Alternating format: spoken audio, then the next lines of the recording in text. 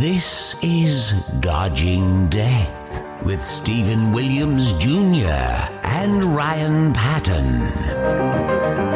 All right, we'll just do a little bit of a audio test. If you can say something, Ryan. Hello, Stephen. Oh, you are very loud there.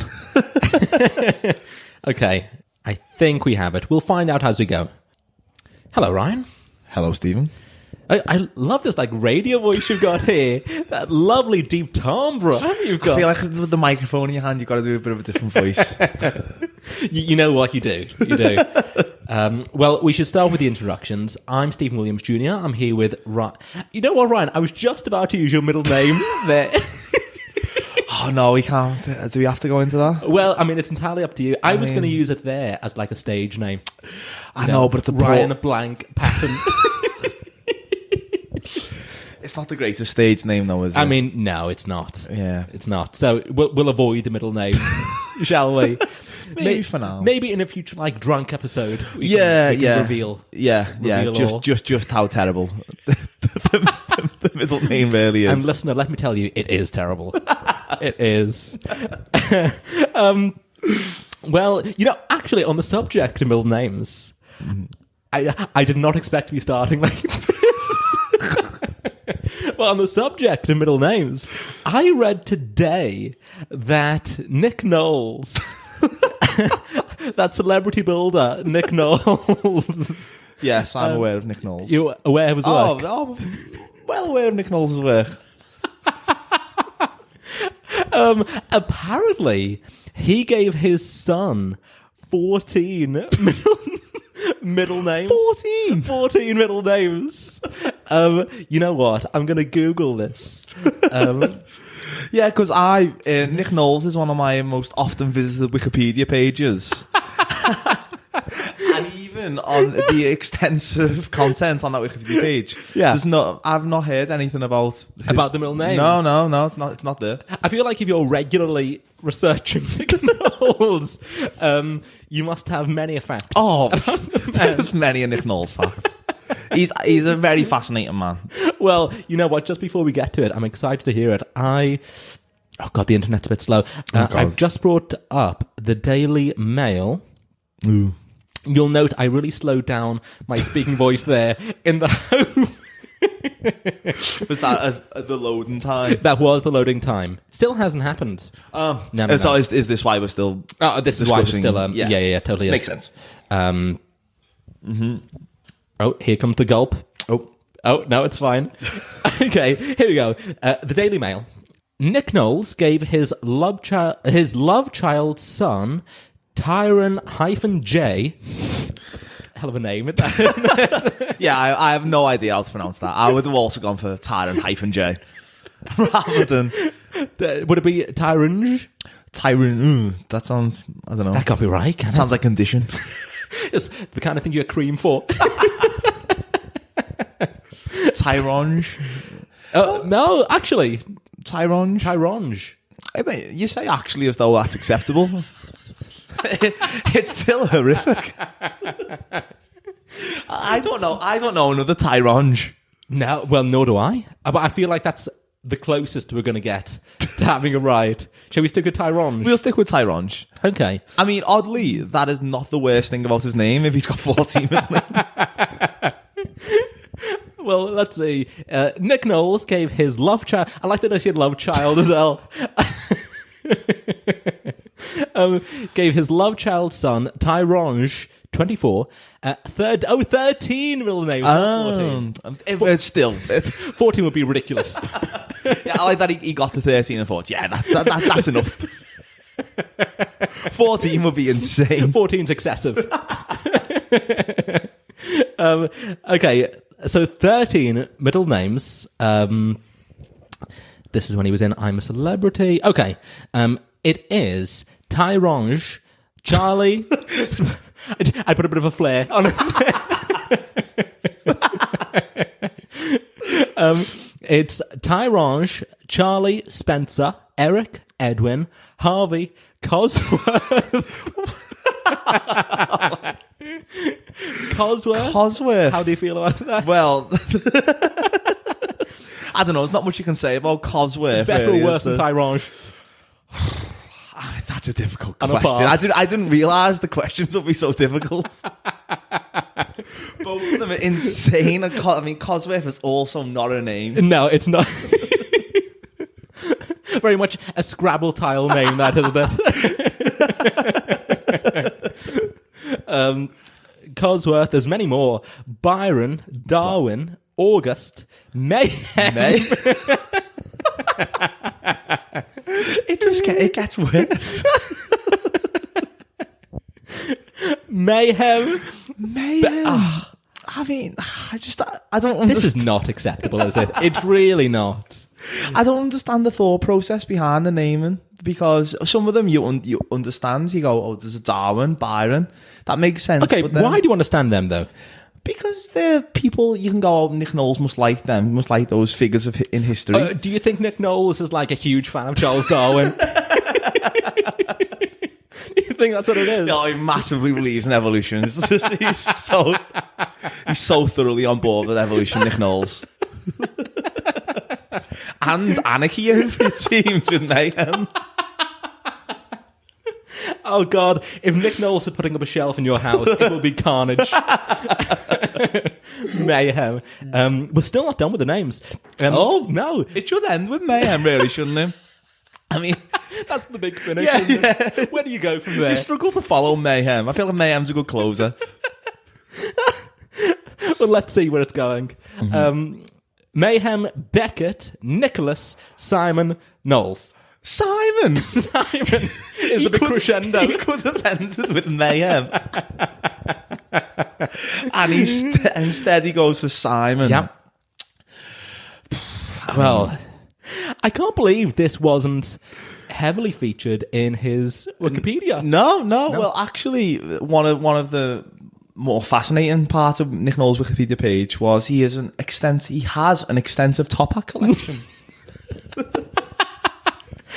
How extensive do you think? It's extensive enough to be worthy of a mention on his Wikipedia profile, yeah. So what random person has edited Nick Knowles' Wikipedia page has thought, this needs to go in. Well, I'm Googling Nick Knowles. It'll be there. We've started the show, by the way.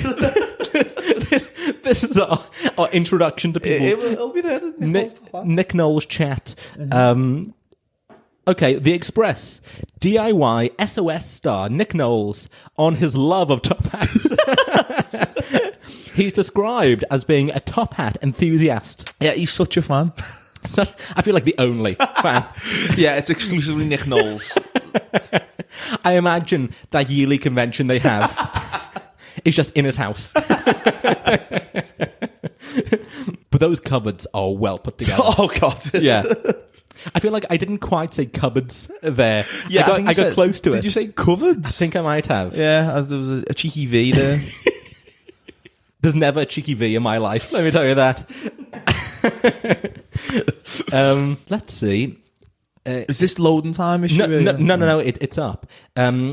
Nick Knowles, 43, may be best known for his DIY shows, but when he's not hosting TV programs, the father of three, again, didn't mention. I know, the father of three, one of whom is called Tyrone.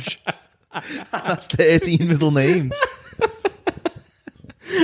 He likes nothing better than to doff one of his prized hats. I like the idea that Nick Knowles wears a top hat around the house. Just a top hat and nothing else. Where does he wear it is the question. And how is it staying there? Nightmare to live with. Tyrone's just scarred. He thought the names would be bad enough. How else could I ruin him? Oh, poor Tyrone filling out a form must be an absolute nightmare. When the exam paper is dropped down on his desk, and you've included the middle name. I feel like on an exam, there's always that test question, and it's always, what is your name? The examiner must get this and go, this. That's Tyrone's most difficult question. He's like, I think it ends with Simon, but surely nothing follows Mayhem.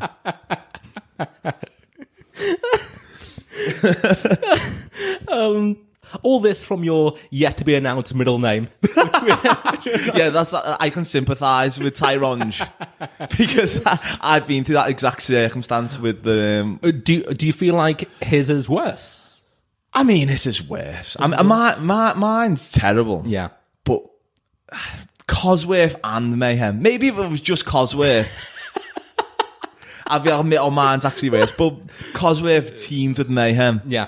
I feel like Tyrone's Trump's man. He's top. But the thing is, celebrities have like a trope almost now. Like Madonna has called her kids ridiculous names. You know, poor Nick Knowles. I feel like he's not quite at that level, is he? Not quite Madonna. He's not that level of celebrity. It's got above a station there. I do have to address here, Ryan, that first of all, you were late in doing this, which we will come to in a minute. But I have to tell people listening what drink you have next to you currently. He's got like 2 drinks on the go. Yes. So one of them is a water, which is pretty standard. Yeah, I imagine. Yeah. The other one is a Belvoir Fruit Farms Pink Grapefruit Press, which I'm going to tell you was not the one I was reaching for. It's almost as if you're dodging the subject of this meal replacement shake you have next to you. I feel like you thought this is an audio medium. There's no way people know. So, do you care to? Well, I thought the Belvoir Fruit Farms was noteworthy enough, to be honest. Which is, by the way, delicious. Yeah, gently bubbling with grapefruit, lemon, and orange juices with aromatic lemon thyme. Oh, I would also describe you as being gently bubbling. But you do have a shake. Tell us about this shake. Well, it's a meal replacement. It's a a meal replacement shake. Okay. A meal replacement shake. Yeah. Which, boy, you're completely sold on the title alone. So it's called For Goodness Shakes. Which is just genius on many levels. How on earth did you think we could avoid mentioning this? Instead, you leapt for the water. So, For Goodness Shakes. Yes. Now, this isn't the kind of podcast in which we're going to be talking about things like New Year's resolutions. No. This is not commercial radio. We don't have to talk about things like that. But I can only assume you're doing this as like some kind of health kick. No, it's not. I wouldn't describe it as a health kick. I'd just say it's a I don't know. What I'm about to say what you're dodging here is health kick. Yeah, because I was going to say positive lifestyle change, and that just sounds... that sounds shocking. Health kick, yeah, it's a health kick. It's a health kick. Yeah, it's a health kick. Yeah. Now, how's it going so far? How many days in are you? Well, I didn't do it, though, just based on New Year. Like, no. It wasn't, it's 2019, I'm going to, be a new person. Uh-huh. Because I'll tell you this, in 2018, you were not having For Goodness Shakes. No, I wasn't, but... Yeah. I started, making a few changes towards the end of 2018, so it wasn't... Mm-hmm. But that was... I don't remember any of these changes. It was amidst the Christmas... Were they subtle changes?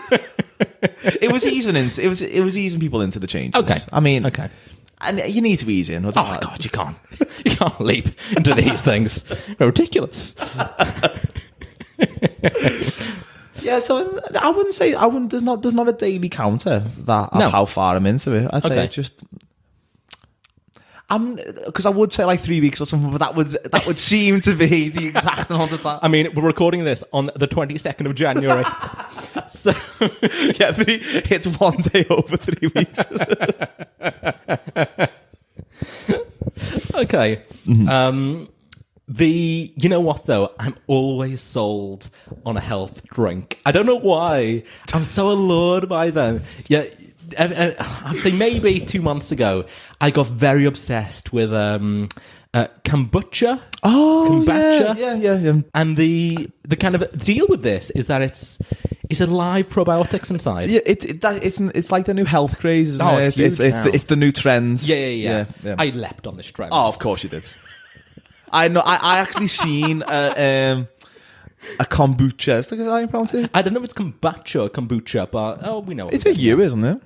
I thought it was. Shall we do some? Yeah. Anyway, How's carry it on. spelled? I think it's a Kombucha. Let's see. Yes, it is you. Yeah, so I seen kombucha. I'm going to go kombucha. Yeah. In Sainsbury's, and it was in a fancy glass bottle. Oh God, I'm and it was sold on a glass overpriced, £3 on the red label. And I thought, Steve's going to go for that. That's the sort of thing you'd be absolutely all over. Oh God, so I was. Yeah. Because in my mind, I mean, we're both hypochondriacs. Yes. Yeah. So God, as a separate thing, I thought for a brief period that I had IBS, irritable bowel syndrome. I was convinced I had it because I had this like awful like growling. Oh. Yeah. So naturally, I leapt to it being IBS, and I Googled, you know. Of course you Googled. I self-diagnosed, you know. Of course you're self-diagnosed. It matters not to. So I Googled like growling stomach IBS. Bang, came up. Oh, so you led the search engine. Oh, totally led. Oh, totally led. Because I feel like if it was just growling stomach, it'd just say hunger. Well, about an hour later, I had some food, and I was totally fine. I was actually just hungry. But anyway, so I saw kombucha, which is like good for the stomach. And as you say, it's in a great bottle. It was overpriced, and I bought it. And it's like, it's a healthy fizzy drink. Oh, so I didn't know it was fizzy. Oh yeah, oh God, it's fizzy. It's quite vinegary, actually. Oh yeah. I thought it was sweet and fizzy. Oh no. Oh no, not fizzy. Sorry. No, it's fizzy and vinegary. So anyway, I became like obsessed with this, and I ended up having like 3 in one day, and felt awful. All those live probiotics just wreaked havoc in my stomach. It's a big bottle as well, so 3 must have been. That's a lot of liquid. Oh, I mean, it was a tremendous amount. Yeah, even if it didn't have the probiotics in, even if it was that water you left it before. Yeah. Oh God, felt awful. I haven't had one since. Oh really? Yeah. Oh, I thought it'd become a thing for you. Well, it did, but honestly, I felt that bad that day. Oh. Yeah. I did enjoy it though. I will you see yourself getting on board the kombucha train? Oh, absolutely. Yeah. I'm going back to it. Yeah. I'm giving it a brief interval, and I'm coming back. I'm sure I seen actually that former England rugby player Johnny Wilkinson. I believe, is he a spokesperson for Holland and Barrett? Oh, is he? I think he might be, because that's where I was buying mine. Yeah, because he was on the label of one of the kombucha bottles that I seen, so I thought that he must have gone into the industry. I feel like he has. I don't know what else he's doing now. Got to do something with his free time. If any kombucha kind of manufacturers are listening, I take everything I said back. If you can put me on a label, I will take that. Yeah, you'll take a picture with it on for your Instagram. A big grin on my face. Not after 3 of them, no. I mean, just you puffing your cheeks out. Honestly, I was lying on the bed, just like looking up, waiting for death. Is that? I feel like the kombucha sponsors are out. Oh, sorry, I've just got very distracted there. The Nick Knowles top hat page is still up. It's becoming my homepage. Yeah, I was wondering when we would return to Nick Knowles. I thought this was incomplete. And it says here, as a quote from Nick, that he has amassed a collection of 13 top hats. Now, there's 2 things about this. One, I assumed someone who's so enthusiastic would have more. Yeah, to be a part of like the society. For it to be a story in a newspaper. Yeah, I'd want more than 13. Yeah. But also, do you think there's a connection between his son's 13 middle names? Oh yeah, that's weird. I wonder. Yes. Do you think he's named each top hat? Wonder he named first the top hat or the child's name.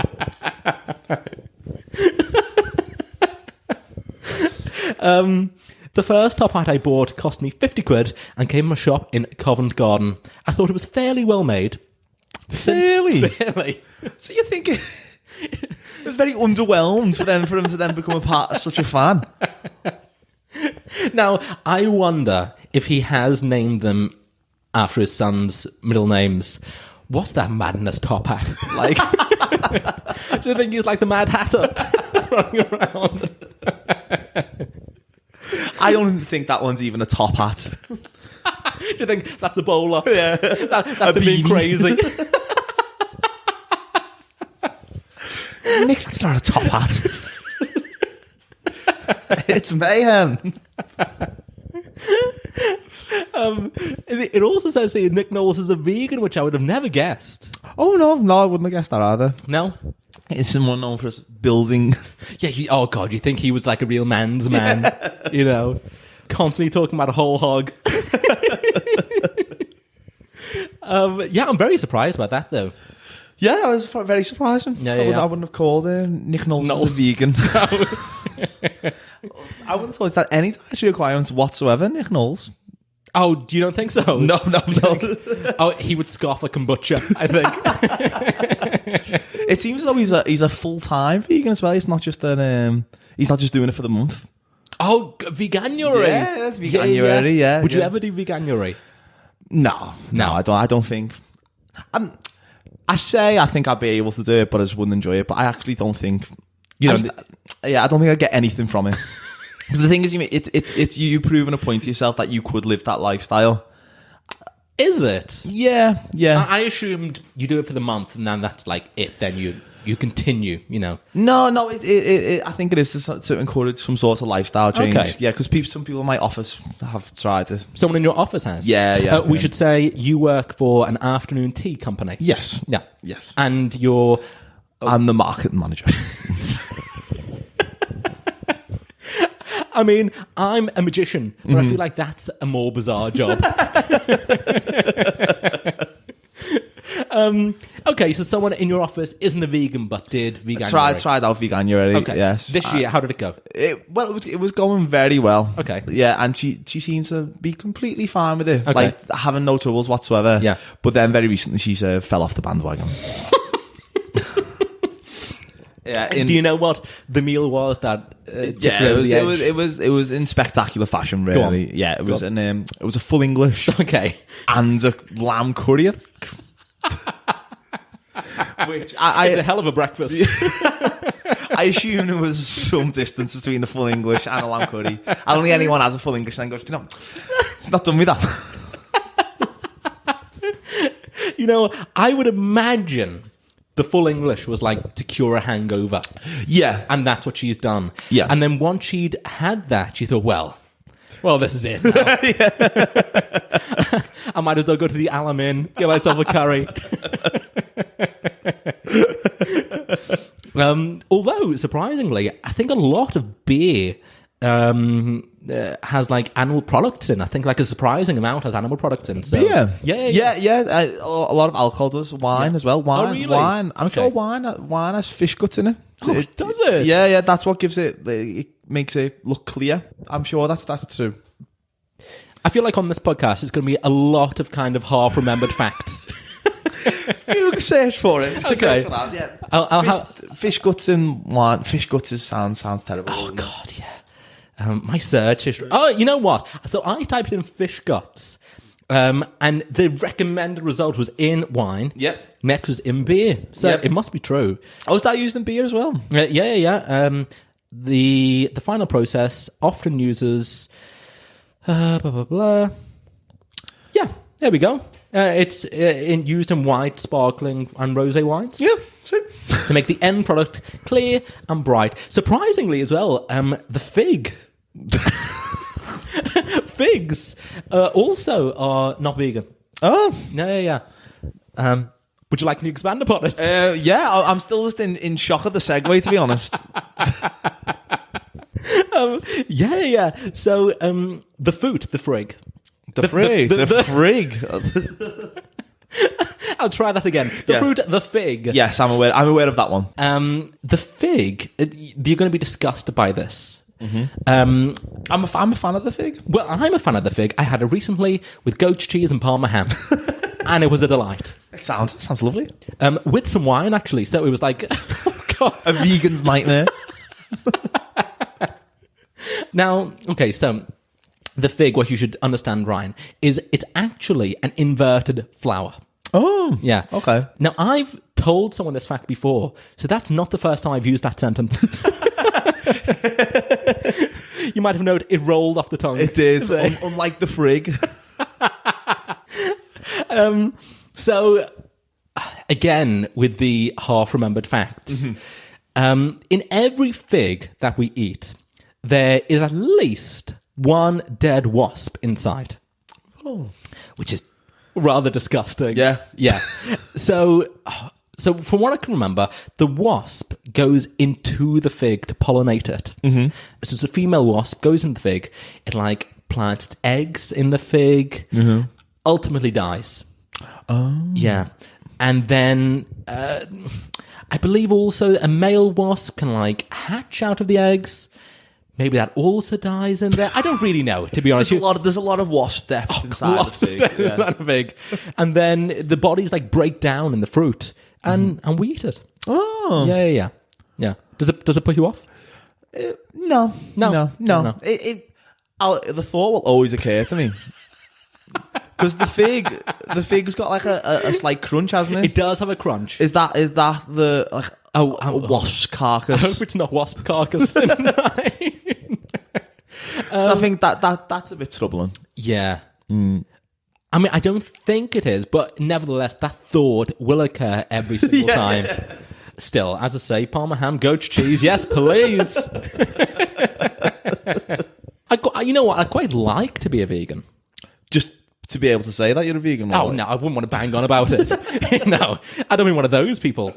But, I like animals. I think it'd be nice to, Yeah. Having said that, I'll tell you this. I Googled, because I considered it, I Googled, is David Attenborough, it was a vegetarian, actually. I said, is David Attenborough a vegetarian?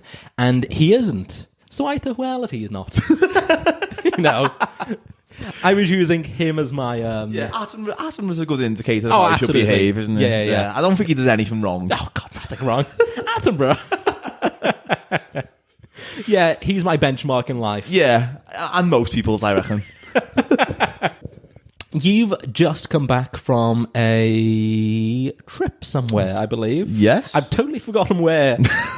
Which you might realise by my long... Yeah. And the lost look that you gave me as well, that also gave it away.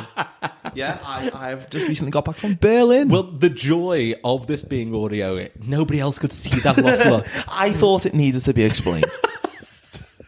It's because I mentioned your shake. Yes, it is, yeah. Payback. I'm on the defensive now.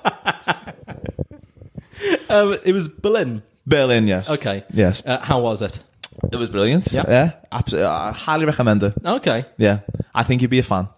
Me personally or the listener? No, both. I think anyone would be. There's that much going on. There's something for everyone. That'd be mine. We should say, as well as working for an afternoon tea company, Ryan works the tourist board of Berlin, it seems.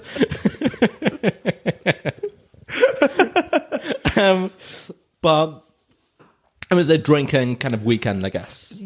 Predominantly, yeah. Yeah. There was a few sightseeing activities. Okay. It was drinking. Yeah. You don't remember any of them, but but you did go. How long is the flight to Berlin? It's not long. It's like no, I think it was 2 hours. Okay. Yeah, okay. 2 hours, so relatively short. You know what? That's not bad. I do a fair bit of flying. Yeah, and I'll tell you this. Especially if it's a long haul flight, I always feel like I want to.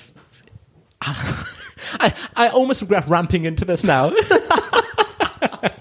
But I always feel like I want to kind of empty myself out prior to getting on the plane. You know what I'm saying? Yeah. I didn't. That caught me off guard, to be honest. I'm pleased you know what I'm saying, because I didn't want to expand upon this anymore. Yeah. Just because there's a few things. The fact that there's no water in the toilet of an aeroplane, I'm very stiff with stress. Yeah. By that. Yeah. Also, I feel like the people outside are kind of, the timing you. Yeah. You've been a bit longer than you should have. Oh, when there's knocking on the door. Yeah.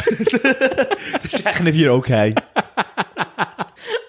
Yeah, you try not to make eye contact when you exit the toilet after. Yeah. Oh, it's the worst. That is a real walk of shame. Isn't It it? is. It's awful. Yeah. There's judgmental eyes. Yeah. Remind me to come back to a knock on the door because I just remembered another story. Do you remember that story of the man? The man on the plane. Yeah. Do you remember this?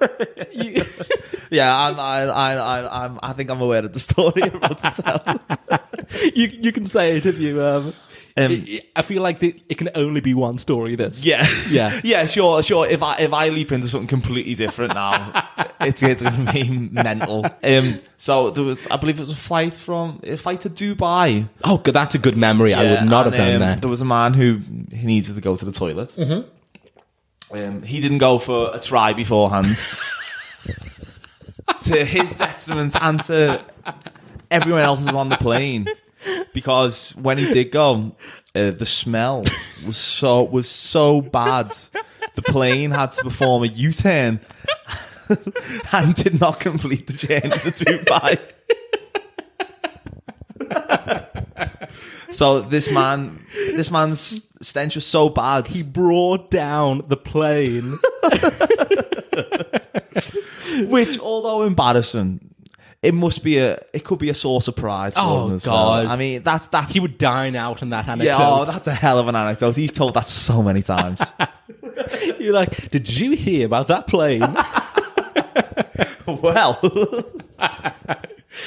Now, what I want to know is when he got back to his seat and there was suddenly all this commotion going on.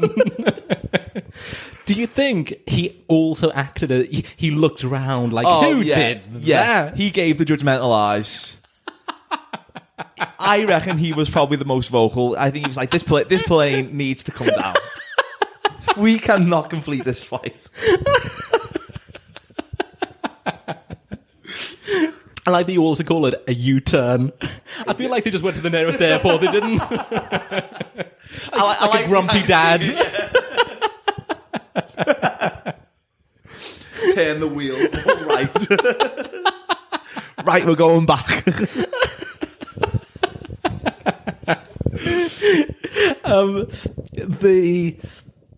I was sat on a plane recently. This is back in Japan, so long flight. How long's the flight? Well, I changed in Copenhagen. Oh. So the whole journey was about 18 hours. Oh. Yeah. God, I feel like I went into a tedious amount of detail there. Oh, apologies, everybody. But how do you feel about people kicking off the shoes on the flight? I mean, for a long haul flight like that, I mean, a 2-hour flight, it's unacceptable. oh, complete, yeah. You can keep trains on for that amount of time. I personally, You don't need to concern yourself with circulation in that kind of flight. Yeah, that argument doesn't hold up No. for a 2-hour flight. These people doing lunges on a flight to Tenerife.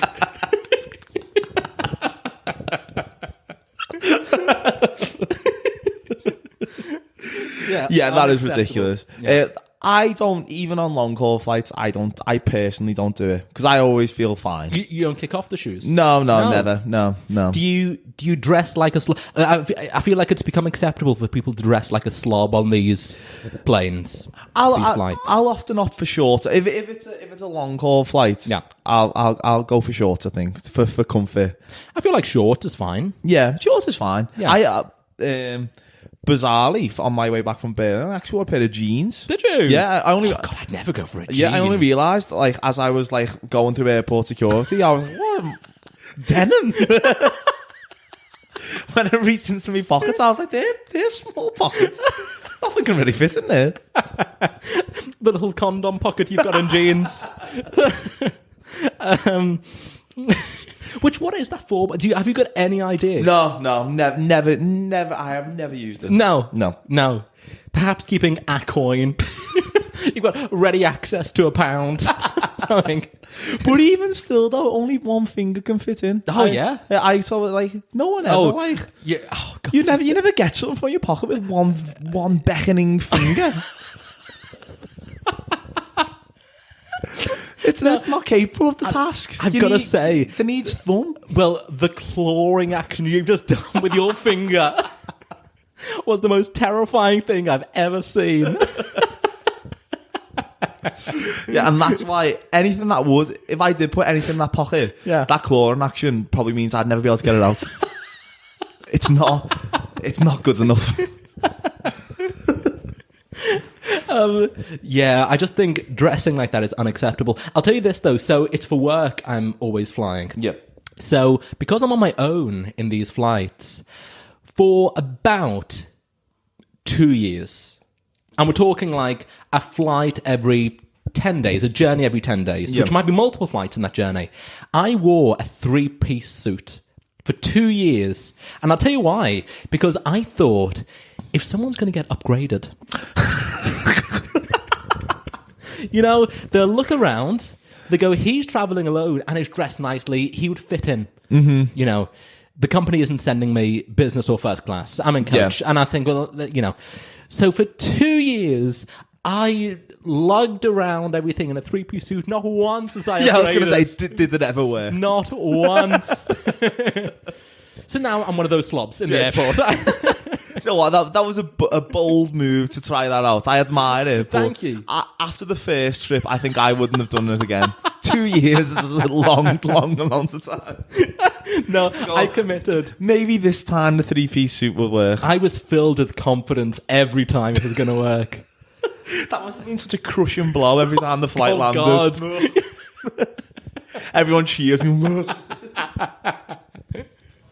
Sweating. Well, so on people kicking off the shoes, a lady was sat next to me on this flight, and she kicked off her shoes. My eyes immediately darted down. I could, immediately see her doing it. Yeah. You see the movement below, and as she did it, I could see there was a huge hole that had been like pierced through her leggings on account of an unkempt big toenail. Oh, no. Yeah, it was like really gnarly and disgusting. Gnarly using that context is horrific. But unfortunately then, for the entire flight, all I could do was look down at this toe. I could not take my eyes away from this toe. Honestly, it was the most disgusting thing. But then I imagine, 9 hours later, when she goes to put her shoes back on, suddenly she's faced with this. But she must have known, like, you'd know if you had a hole in it. I feel like surely you can feel, you can, there's always... A gust? Yes. Well, I feel like any time I've ever had like a hole in my socks, I've always been able to know. Like, I've never been looked down and been surprised. Like, I thought these were fine. I've always been thinking, there's something not quite right with these. Something is amiss. Yeah, and then I've looked down and confirmed that does not. These are no longer usable. I think she's fine with him. Mm. But do you think she was aware? I think she was flaunting. I think that's her look. Oh God, well maybe. Yeah.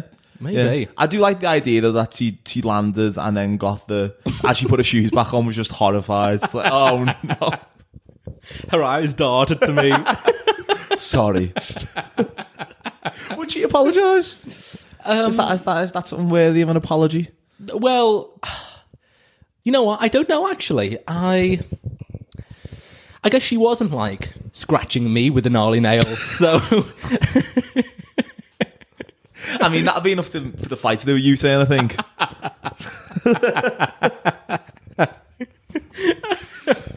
That sort of behaviour. Oh, yeah. Well, thankfully not. But, yeah, just great shame, I think.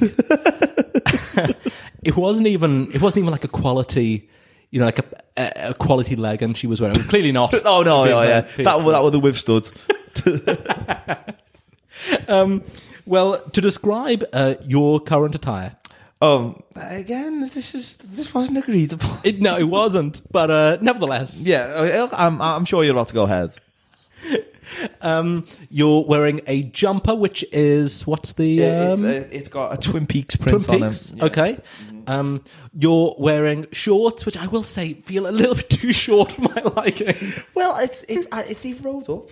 Okay. Oh, now you've adjusted. Now it's fixed them. It's much better. It's a normal short. I wouldn't wear short shorts. I don't want a pair of short shorts.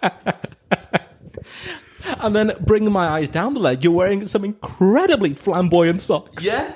Yes. Ted Baker. Clang. That afternoon tea company is paying all right, it seems. Do you always go for a loud sock? Do you know, I wouldn't say I have a particular sock style. No. But now, like, not a conscious style. Anyway. Yeah. But now when I'm thinking about it, I do tend to go for a quite loud sock. If I was to open up the drawer, would I be a washing colours? You would. If you had a rainbow. If you had epilepsy, it would be it would be a problem. Okay.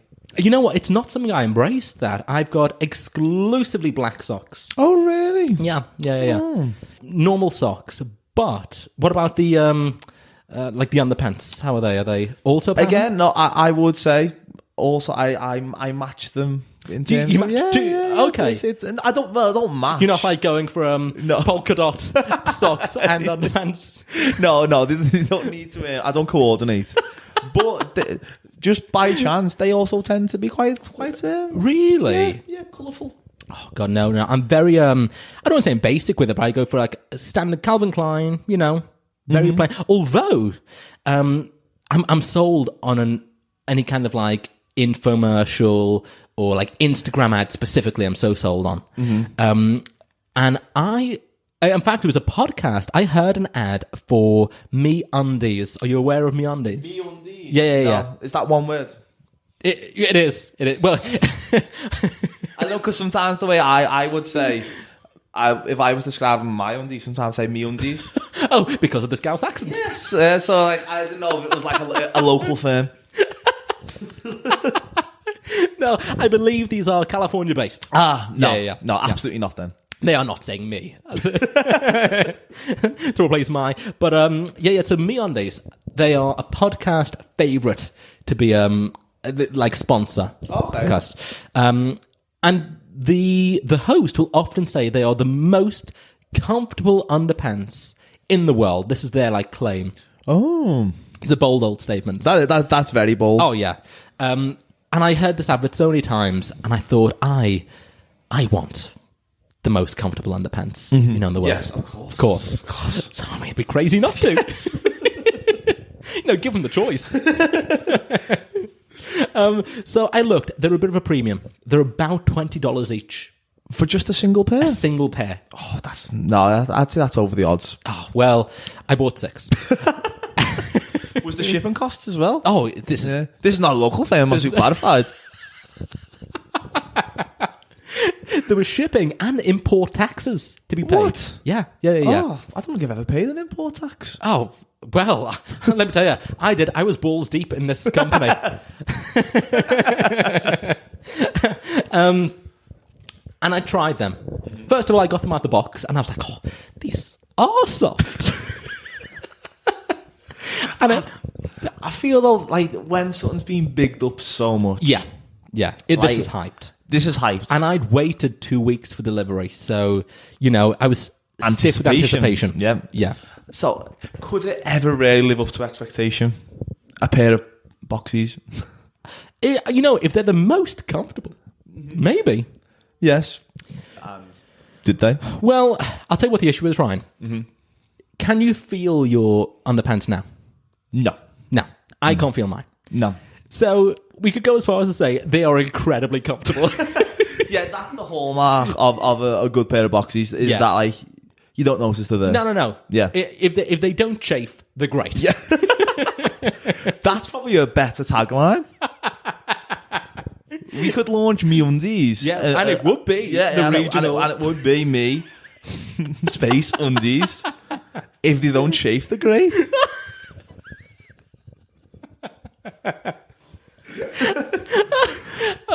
So I just 5 minutes in, I thought, oh, these are essentially just like every other pair I've ever worn in my life. And yeah, I've not come back to. But having said that, MeUndies, if you would like to sponsor the show, or change your tagline.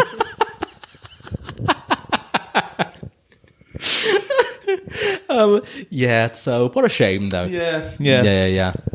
I'm sad that they didn't live up to expectation for you. They really didn't. Yeah, really didn't. That is a great shame. Yeah. You were also. I feel like I'm really having a go at you in this. This episode. Well, I didn't want to say.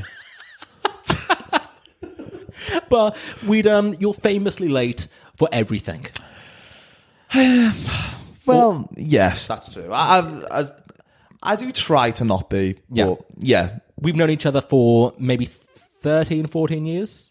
Yeah. We've known each other for the amount of years that Nick Knowles has top hats.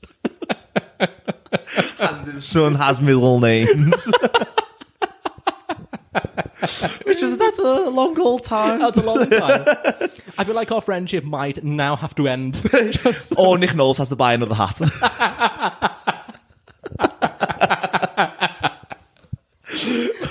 We just send him top hats to his house. And then that means we can stay friends. Otherwise, it's over. I mean, you late for absolutely everything, including I'm in Ryan's house at the minute. We're in the conservatory. Mm-hmm. I knocked on the door. Mm-hmm. Your mum very nicely welcomed me in. Yeah. You were nowhere to be seen. As always with this sort of thing, though. Yeah. It was not my fault. 13 years of hearing that. Well, there's always a bit of a buffer time with, like, when you're meeting friends where you can go, you don't need to, like, you can say a time. Yeah. If you're a little bit later, it's still fine. Okay. I mean, I'm not too sure how much that holds up after 14 years. I'm going to say it no longer stands. You know, I don't need to be fashionably late for you anymore. Today, well, what was the reason?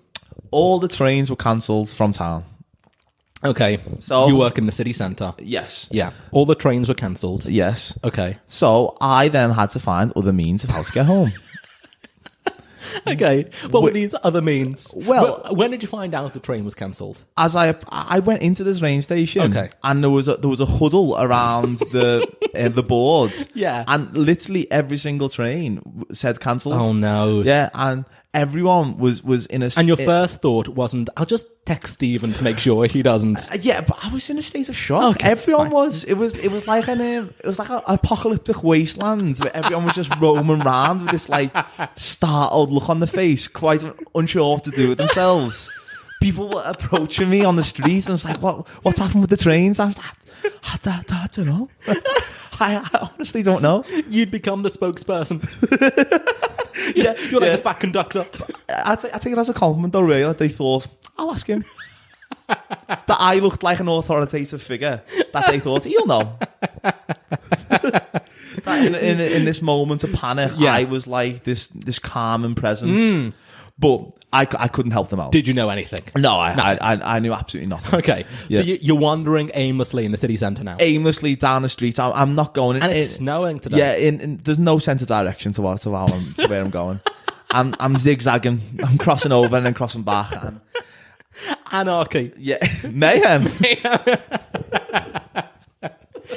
Thank God you were donning that top hat. So what did you do? So but when I say it out loud, it doesn't sound like the most ingenious method. But I decided... the train's cancelled, so what's your option? I got the other famous form of public transport, the bus. But it's been ages since I got the bus. Yeah. Especially coming home from town. Okay. I never get the bus. No. So I wasn't quite sure. I mean, I'm very sorry to hear you had to get a bus. Yeah. Oh. So you got the bus back? Yeah. So I wandered the streets aimlessly in a state of shock with a horde of people. You're like the Pied Piper to these people. And then you happened upon the bus stop like a mirage. Everyone applauded me. It was fantastic.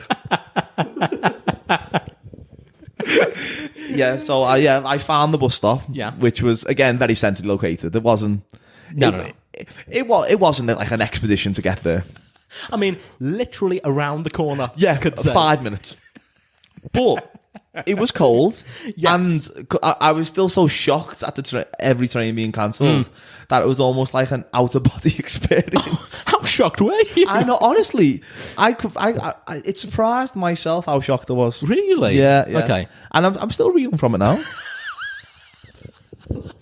It does explain your trembling hand.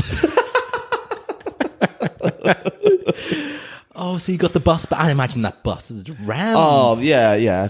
The bus is always rammed. Is it? Whenever I get a bus, it's probably because there's a reason. Yeah.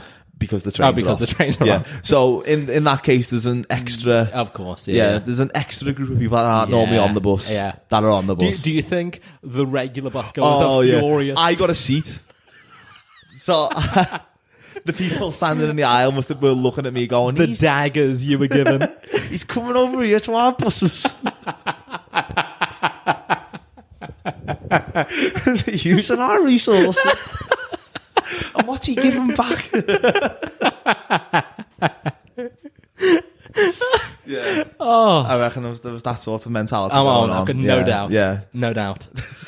I have got the bus once in my life. Yes. A sentence that really adds to my man of the people, salt of the earth persona. And I can't quite think why it was. But for whatever reason, couldn't use the car that day, whatever. I was getting the bus. Mm-hmm. And I said to my dad, what does one do to get a bus? Again, this is contributing to the man of the people. What does one do? So he said you go just down the road, get, I don't know, the number 32 bus. I don't think there's a 32 bus. I can assure you it was not the 32. I don't even know if the numbers go that high. That's a little I know about buses. How did he decide the bus numbers? Oh, you know what? That's true, actually. Do you think as well the bus driver is like, I drive the number 1? Yeah, do you know, I don't think there is a number 1. I think they had to do that because that was probably causing a lot of division amongst the bus driving community. They all want to be number 1. I think it starts at I don't know. I think there's a 19. I think it starts at 19. It starts at 19? Yeah, which is, again, no one wants to be 19, do they? God, no one wants to be 19. So I think that's purely to appease... Oh, maybe. Those famously competitive bus drivers. I'd imagine they learned that the hard way. Oh, yeah, as well. Yeah. You learn that from experience. Yeah, there was one to 18 who was fighting amongst bus drivers to get to that one. They done 19 and everyone was like, nah... Dave can have that one. Sorry, good. Back to your bus driving story. Oh, yeah, so... bus driving story or bus? Bus story. Yeah. So my dad said, yeah, just get the number 32, give the guy the money, and then when you see the stop, press the button. This was the picture I'd been painted. So I'm sure I'm saying something here which is common knowledge to the rest of the world. Yeah. I mean, what else would a stop button do? Well, I might have been concerned it was like an emergency stop. The whole thing would come, with a sudden halt. The wheels collapsing. Oh, God, sorry, I knocked it. So I off I went, like a great adventurer. I left the house. I patiently waited. I held out the arm. Oh, well, he hadn't told me that detail, but I'd seen people do it for buses prior.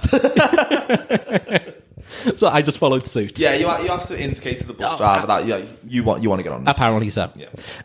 So I did that, and I saw the indicator light came on. I was like, Oh God, this is working a treat. I am smashing I am this. amazing at this. Nobody has ever hailed the bus better than what I've just done. So anyway, I got there. I had money in hand. Mm-hmm. I walked up to the little booth. I gave the bus driver a $5, and I just stood there, not knowing what the next step was. Yeah. So he waited. I waited. There was a real awful pregnant pause, and he went, "Where are you going?" So I was quite taken aback by this question. I hadn't expected. I went, "The dentist."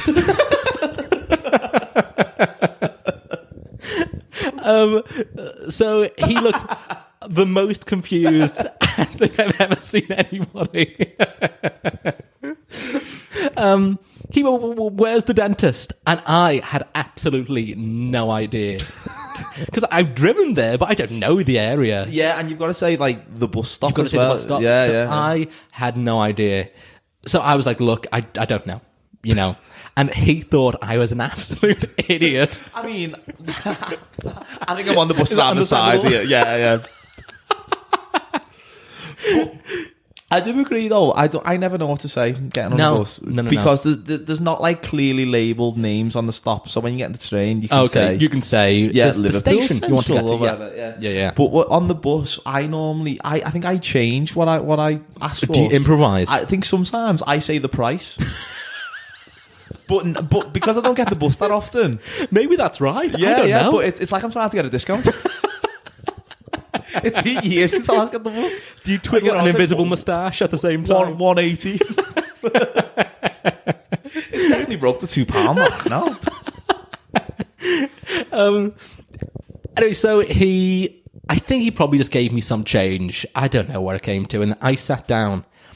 And I'm waiting on this bus to get to the stop to press the button. Mm-hmm. And we're going round for absolutely ages. And I recognise nowhere where we're going. And then in the distance ahead, after about 45 minutes, I see the same bus stop I got on at. Because what I didn't realise is that you can get the bus from two sides of the road. Oh, no. Yeah, the same numbers, and they go on different routes. Yeah. So you looped around. So I looped. I'd now missed my appointment. Yeah. And I ended up getting off the bus at the same stop I got off at. And this bus driver must have been, what is going on with this guy? And that was it for my bus days. I was like, well, you hung up your bus boots.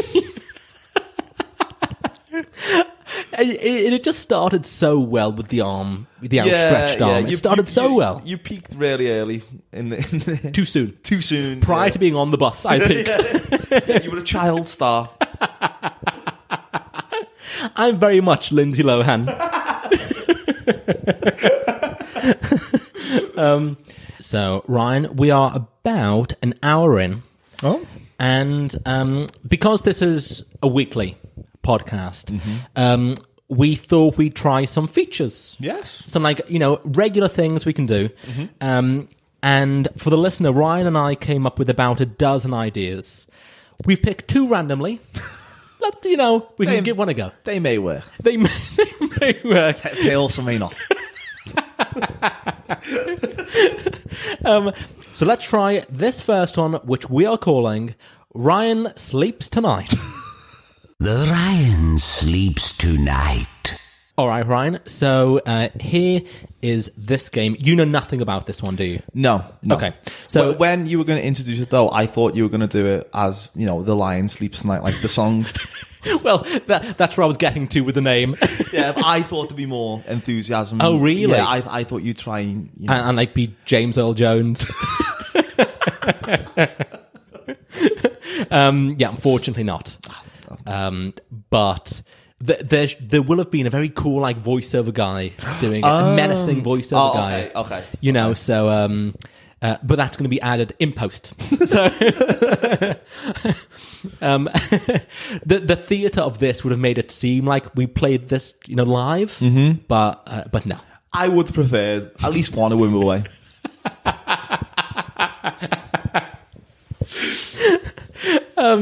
Yeah, unfortunately not. But here's the aim of the game. There are 3 rounds, and I'm going to describe to you A, B, and C of different hotels or places where I've stayed. Oh, okay. One of the 3 is not going to be true. I haven't stayed there. Okay? This is The Ryan Sleeps Tonight. Let's start with round 1. Round 1. Remember, one of these I have not stayed in. So, is it A, the Premier Inn next to Cineworld in Chichester? Snuggled up beneath its perishing sheets and beside its moth-bitten, non-complimentary bathrobes. Is it B, a drunken slumber in a dorm room alongside 6 other men, none of whom I knew, in Cambridge University? I woke up the next day with no memory of the night before and received an invoice a week later for a kitchen bin I apparently inadvertently broke by mistaking it for a stool.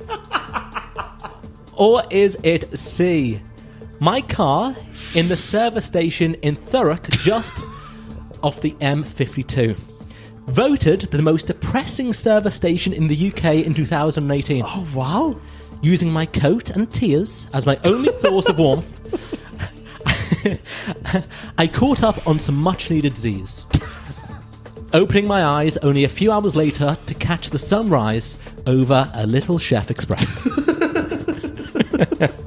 So, is it A, the Premier Inn next to Cineworld in Chichester, B, in a dorm room in Cambridge University, or C, my car in Thurrock? Well, I think I know the answer to this one. You know the answer? Yes. Go on. Yes. I'm going to go for B. B, is Cambridge. it? Cambridge University? Yes. I can confirm it was Cambridge University. In some slight Charles Ingram levels of cheating. Because you've selected aspects of my life. I can confirm B, in fact, happened to you in Cambridge University. And just for legal reasons, if I could say, the bed sheets in the Chichester Premier Inn may in fact be perfectly fine. So that's all right. Round 1, you've got right. Let's go with round 2. Round 2. Now, remember, one of these I have not stayed in. Is it A, a budget apartment in Benidorm on a regrettable lad's holiday during my ill-disguised straight years? Me, along with 3 lifelong pals, spent a weekend in the Spanish seaside resort and spent a few days making poor decisions, eating terrible food, and seeing the now retired local favourite Sticky Vicky perform her vaginal magic show no less than 3 times. I refer you back to what I said earlier about my poor decisions. Is it B, a Minion-themed hotel in Japan, where both the staff and the guests, including I, donned Minion-themed overalls, goggles, and various other novelty paraphernalia? Minion voices were optional, but very much heard in abundance. Or was it C, a 5-star luxury resort in Bali, where my butler, Gaston, not his real name, just what I insisted on calling him, would gingerly take my socks off each night and delicately place each of my feet into sheepskin slipper slides, described online by one reviewer as being an orthopedic experience extraordinaire. So, is it A, the budget apartment in Benidorm, B, the Minion-themed hotel, or C, the 5-star luxury resort in Bali? Well, I know you have stayed in A. Yes. How do you know that, Ryan? Because I was with you. That's true. And we both I made remember that holiday. We were positioned in a very, very poor poor place during a Sticky Vicky show where we were sort of like kind of on the side of like. Well, so we should describe the show to anybody who hasn't seen it. So this lady, Sticky Vicky, mid-60s maybe. I mean, I think she's timeless. She does what is described as a vaginal magic show. Which, as a magician, does that offend you? Or both seeing the vagina and also it being described as a magic show, both parts. I mean, it was not the kind of magic show I put on. No. I mean, I hope not. Your career would have to go really downhill if you start. I think I'd have a word before you started doing that. So she does things like pulls out silk handkerchiefs. The big finish was she opened a beer bottle. She put like a light bulb in there and it glows. Christmas lights as well. Christmas lights, yeah. We went in the summer as well, so that was totally out of season. I mean, come on, Vicky. Come on, Vic Love, you can do better than that. But so, as you say, we were in the wrong position because she's got this like table thing on stage. Yeah, it's like some sort of, it's like a podium. Yeah, like a podium. Yeah. But between each kind of bit, she goes behind the podium. And where we were sat, we could just see her.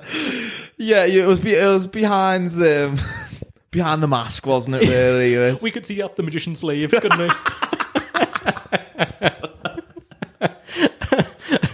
And let me tell you what a big sleeve it was. Yeah. So she'd go behind and like shove up the next item which he was going to then pull out for the crowd. Yeah. So, you know, the effect was lost on us somewhat. Yeah. No showmanship whatsoever. No. Yet we saw her 2 more times. Yeah. That was she was following us then, really, wasn't it? It was. Okay, so you can rule out A. Yes. The weekend in the weekend in Benidorm. Yeah.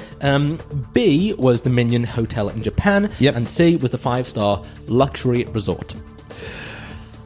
This is difficult, but based on knowing you, yes, I would say that you are more likely, yes, to have stayed at a Minions hotel in Japan than at a 5-star hotel in Bali. So I'm going to go C is the one that you haven't slept in.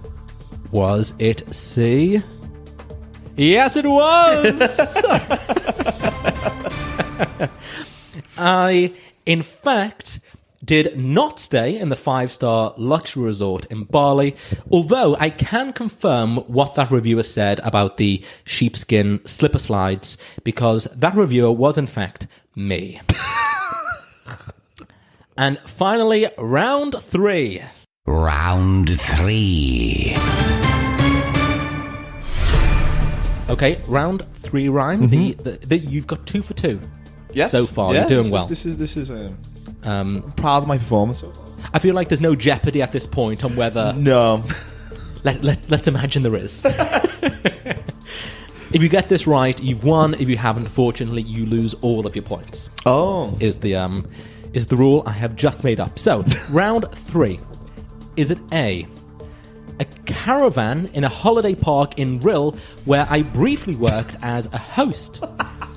It was a low point in my career and one that even the best hypnotherapists in the world haven't been able to make me forget. Is it B, a rundown house I shared with a 24-year-old Hungarian called Christoph in West Palm Beach? We were both training to be helicopter pilots, he as a career, me as an incredibly early midlife crisis. We bonded over seafood and hookers, the pipes on the tube, not the professionals who work in the evening. The bond was somewhat loose, however, as upon leaving the house, I haven't spoke to him since. Looking back, part of me wonders whether he was, in fact, a ghost. Or was it C? Was it C? A ski resort in the Alps. Not being partial to skiing myself, I spent the entire 10 days indoors drinking hot chocolate and practicing my French, which is strictly limited to 3 words. Croissant, foie gras, and ménage à trois. I was unfortunately only able to get 2 of the 3. So Ryan, was it the caravan in Holiday Park? Was it the rundown house in West Palm Beach? Or was it the ski resort in the Alps? A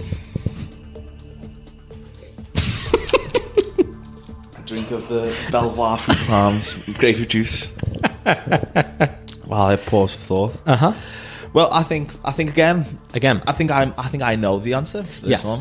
I mean, unfortunately, we've known each other for so long. Yeah. It makes these things difficult. But amazingly, Yes. the initial 2 sound way more far-fetched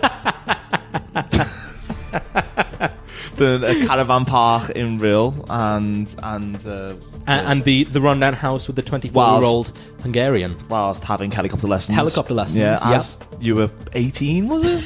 Yes. Yeah, which is an incredibly, probably the earliest ever midlife crisis.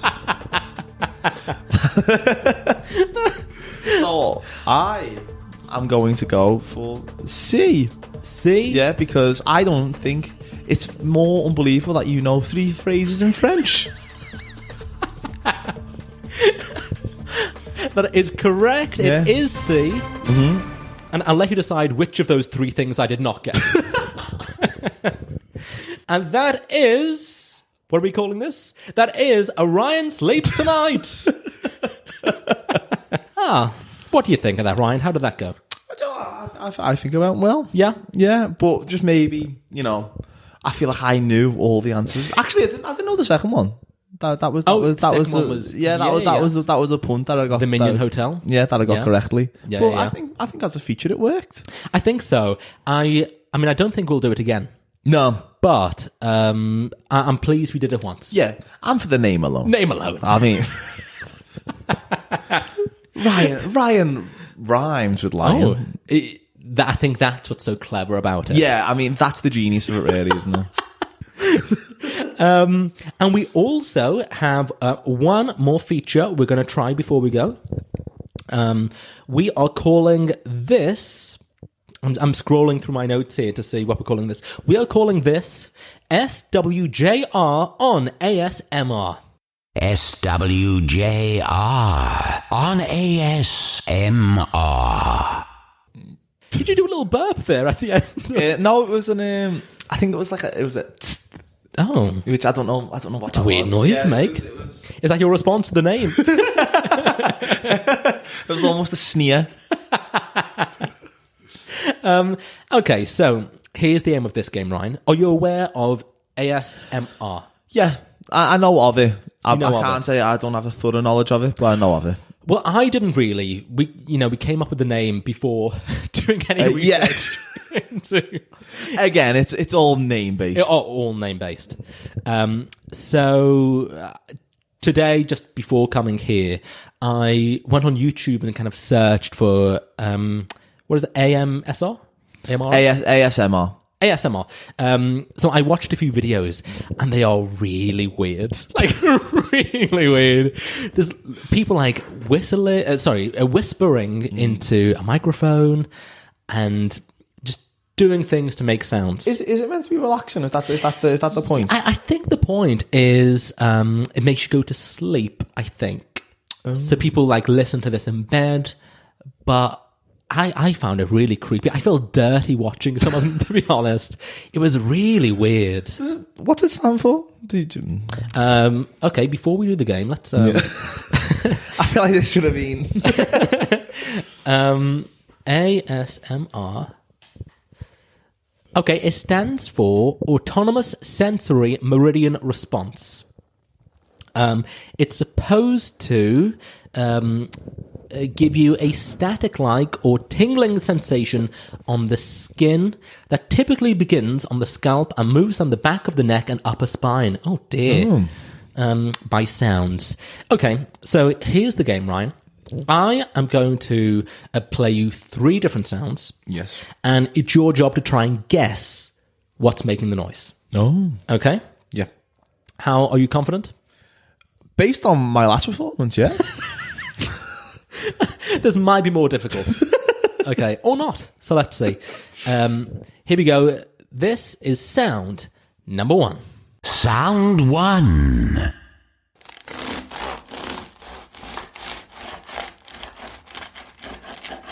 Okay, that was sound number 1. Any initial thoughts, Ryan? It sounds a bit like, I want to say, like a garden rake being scratched down some bricks, which I feel like I have a limited knowledge of ASMR. Would that be the kind of thing you go for? Well, normally, I'll tell you this, it's people often in the bedroom with a little mic and some objects. Okay. So is a garden rake scratching down some bricks a ridiculous suggestion? Well, because I have neither of those things in my bedroom. No. Well, I'll tell you this. None of these were outside. Okay. Yes. So that's a little hint. Would you like to hear it again? Yeah. Okay, here we go. This is number 1 again.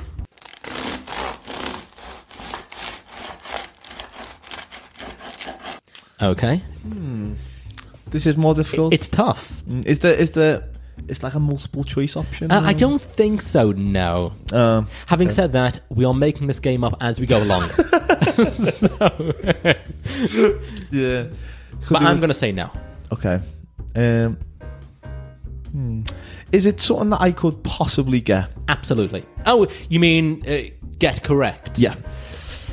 I would say so. Yeah. But so that absolutely was like, you can buy it quite really easily. You have absolutely done this. Oh. It feels like it's some sort of rolling against like. It's tough. This is not an easy game. But rolling against what? Like again, it's something that's not in my bedroom. But some sort of like a textured table. But again, Okay. Oh, would you like texture table to be your? No, because my suggestion there, I think, was rolling something across a textured table, which I don't think counts. It's really not specific enough. Because I don't really know what a textured table is. And I'm probably going to say what you're actually rolling. Yeah, we are looking for specificity. Oh. I didn't intend it to play again, but there it was. Is it like you can pass if you'd like to, but there are only 3 of these, so you might as well guess. I'm gonna say I don't know. It's a sawing noise, isn't it? It sounds like a saw. Yes, but it's not. It's not going to be a saw. It's not a saw. Yeah, but keep that kind of toing and froing action in mind. You're doing the hand gesture there, which it's that you do have it. What do you do that with? I don't know what I do that with. No, I don't think I make like a is it like, I don't know, nail filing maybe? Oh, you know what? It's quite a good guess. That's exactly the kind of thing that they do. Yeah. It's not that I feel like I should tell you. Yeah, that okay, that's your guess. Yeah, a nail file, which is a very solid guess. It's actually a man cutting through a crusty ciabatta. Oh, yeah. Oh, and you can piece it. Yeah, you can hear it now. Yeah. No, that does sound like that. Yeah. Okay, here we go with round number 2. Sound 2.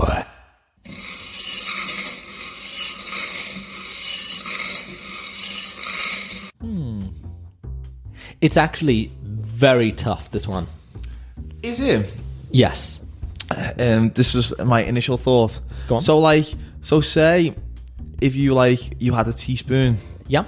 And you scraped it against the rim of a mug. Oh, okay. It's not that. Yeah, of an empty mug, it'd be. No, let's play it again.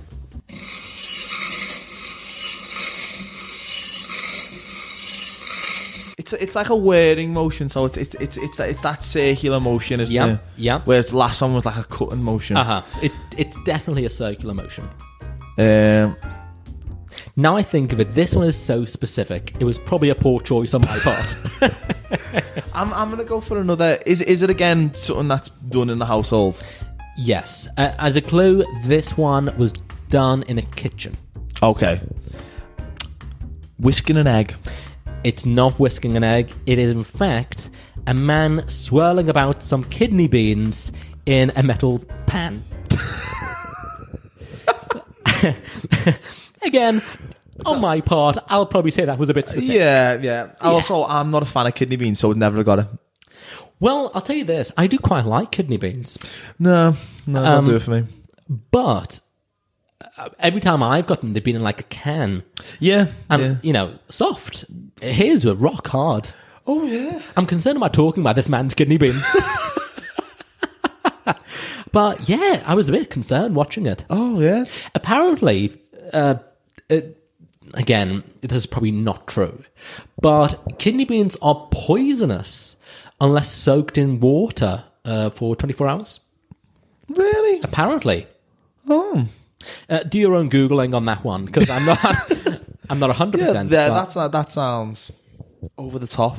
Yeah, it does. And so that's why I always thought that's the reason it's in a can. Do you know what, though? I don't think he soaked his kidney beans. That's maybe why they're so hard. They weren't soaked. Yeah. No. Yeah. There wasn't a hint of water. No, absolutely not. No. Oh. Zero brine. Here we go with the final round. Sound 3.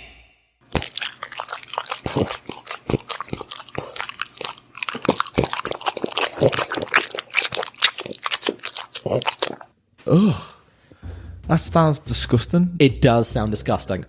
Could that be a dog drinking water from a bowl?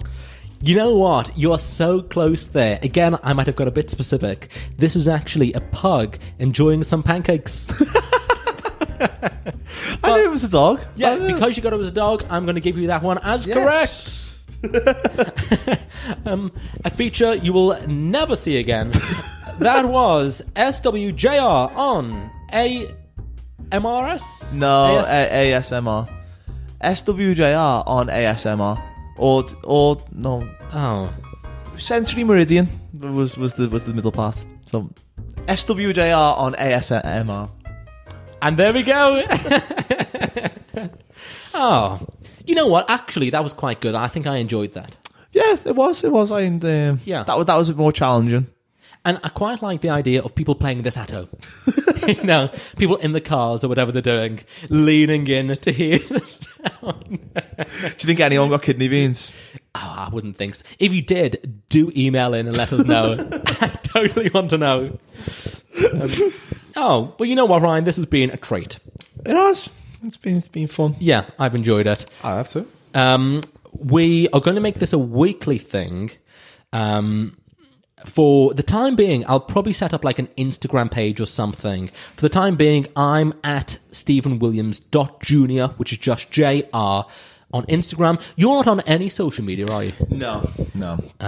So you won't be able to find Ryan, but the only person I know who's taken an anti-social media stance. Yeah, I feel like it's just gone too far now, hasn't it? Do you think it's at this point it's too late? Oh, that was my phone hitting the floor. Ryan knocking it out of my hand as anti-social media. Do you think it's too late?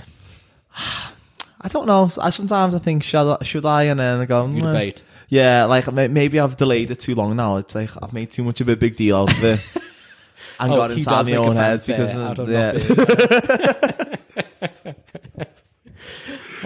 okay.